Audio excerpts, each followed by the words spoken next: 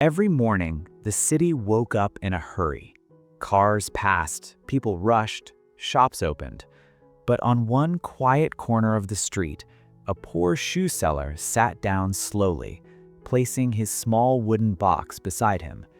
Inside that box were old tools, broken soles, and worn-out shoes. His hands were rough, his clothes were faded, yet his movements were careful and honest.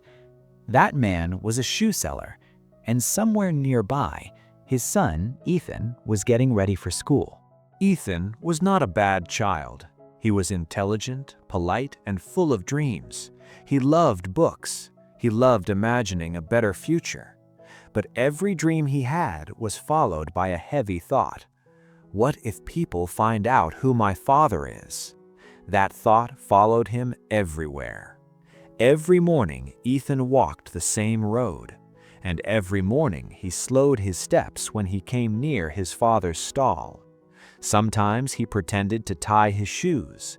Sometimes he crossed the street, not because he hated his father, but because he feared embarrassment. He feared the looks, the whispers, the questions. At school one day, the teacher asked a simple question. "What does your father do for a living?" The classroom became silent. Ethan felt his heart race.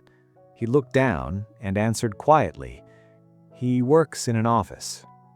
The lie escaped his mouth easily, but it stayed in his heart like a wound.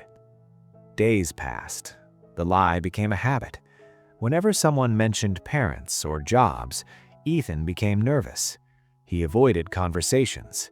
He avoided truth. At night, when his father returned home tired, Ethan avoided eye contact. Not because he didn't love him, but because he didn't understand him.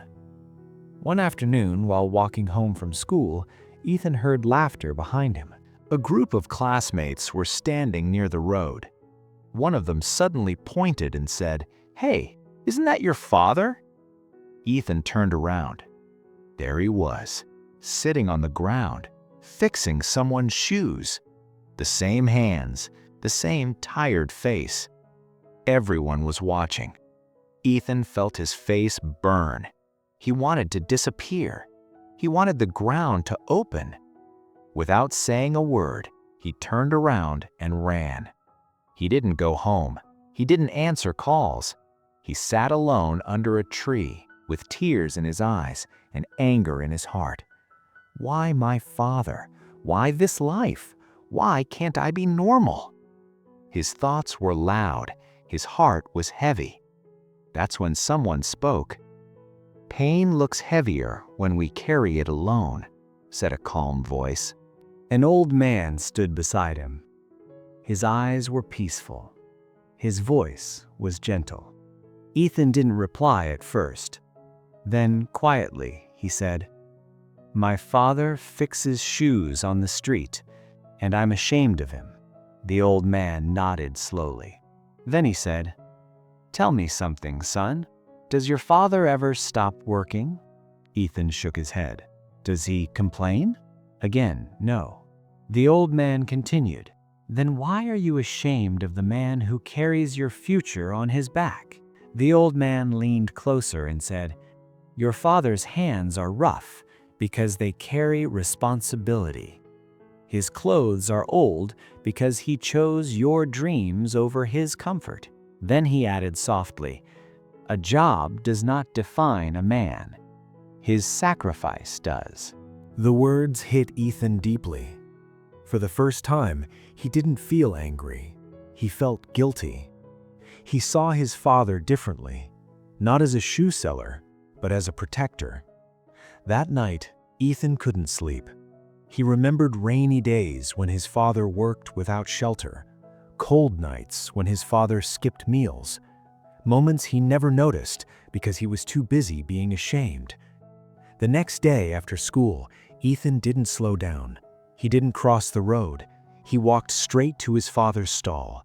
He sat beside him. When his friends passed by, Ethan stood up and said proudly, "This is my father. He fixes shoes, and he fixes my life."